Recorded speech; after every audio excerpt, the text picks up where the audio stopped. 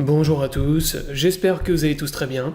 Aujourd'hui on se retrouve pour une nouvelle vidéo, donc vidéo d'analyse sur le Bitcoin.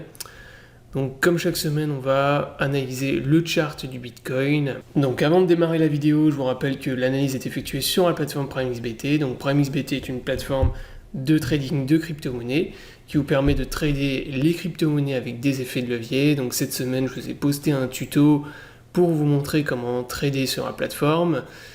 Comment vous pouviez notamment short le Bitcoin avec du levier sur la plateforme. Vous avez également un système de copy trading via le covesting et bientôt vous aurez également du staking avec le covesting yield.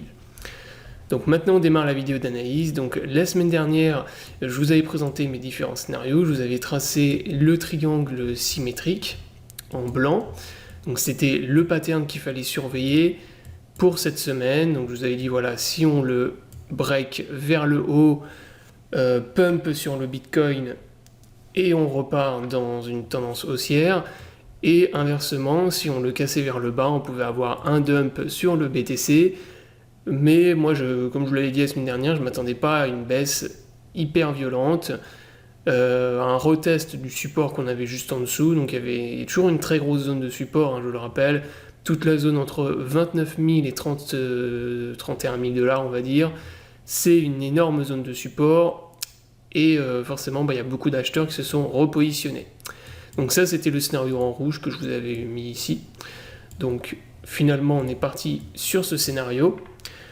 Alors le triangle pour l'instant il n'existe plus. Donc il y a eu un rachat donc, dans la zone que je vous avais indiqué, il y a eu un pump, et pour le moment le Bitcoin en fait ça n'a pas changé, il est toujours en train de se stabiliser, on est toujours bloqué dans un range pour le moment.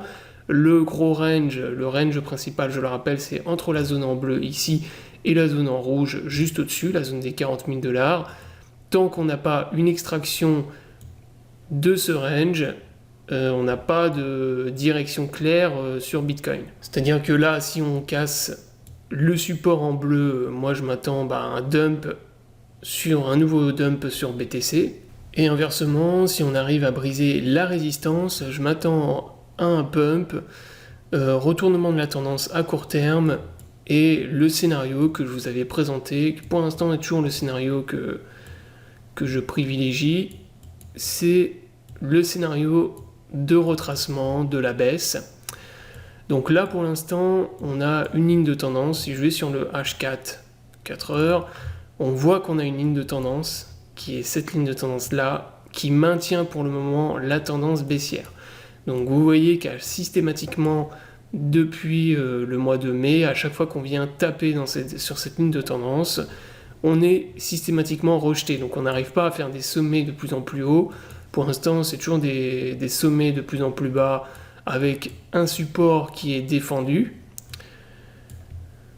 Donc il faut réussir absolument à briser cette ligne de tendance maintenant et à refaire un nouveau sommet. Un sommet qui vienne casser le dernier top qu'on a fait ici. Donc concernant les indicateurs, ça n'a pas changé. On a toujours nos divergences sur le RSI. Donc là, vous voyez que le dip qu'on est venu faire avec le dump de cette semaine est venu dessiner une nouvelle divergence. Donc là ça ne change pas pour l'instant sur l'indicateur, on diverge toujours des grosses divergences boules à aller purger, divergences qui sont validées sur le momentum. Sur le RSI on voit que pour l'instant on a toujours en fait nos sommets de plus en plus bas que je vous avais également présenté il y a quelques semaines. Mais là, on voit que comme on a des divergences, ça commence à se stabiliser, et il faudrait maintenant également qu'on vienne briser cette ligne de tendance sur l'indicateur RSI pour avoir un retournement et justement avoir ce fameux retracement dont je vous parle depuis plusieurs semaines, maintenant depuis 2 ou 3 semaines. Donc retracement de la tendance bear, je le rappelle, c'est mon scénario que je privilégie. Retracement d'une partie de la tendance baissière. Donc au minimum, retour vers les 47 000 $, la résistance que je vous ai mis ici, en violet. Donc ça, ce serait vraiment la résistance que je viserais au minimum. Et ensuite, surveiller justement si on va avoir à un moment donné un gros rejet sur une zone de résistance. Donc si vous voyez qu'on a un gros rejet, qu'à un moment donné il y a énormément de vendeurs quand ça tape dans une zone, et ça veut dire qu'on va repartir dans un bear market. On va commencer à refaire des tops, des sommets de plus en plus bas, et que Bitcoin il va repartir pendant plusieurs mois dans un bear market, dans une tendance baissière. Et inversement, si on arrive à repasser au-dessus des 50 000 $ ou à se stabiliser dans la zone des 50 000 $ et à construire un pattern bull, à ce moment-là, ce serait excellent signe. Surtout si on arrive à break up le pattern, à ce moment-là, moi je repasserai bull sur le Bitcoin et les cryptos. Donc voilà, la vidéo est terminée, donc il n'y avait pas grand chose de plus à dire. Pour le moment, je le rappelle, on est toujours bloqué dans un range, donc il n'y a pas à s'inquiéter.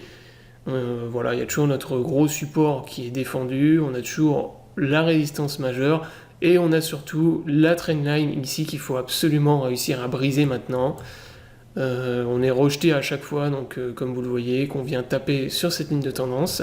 Donc maintenant, il faut que les bulls arrivent à la franchir et à la briser. Ce sera un excellent signe, excellent signal à court terme.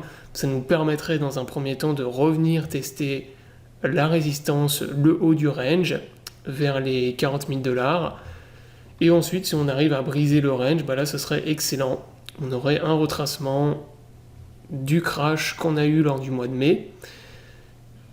Et ça nous permettrait de TP une grosse partie des cryptos, de repasser en fiat, comme je vous l'avais indiqué. Moi, c'est ce que je vais faire.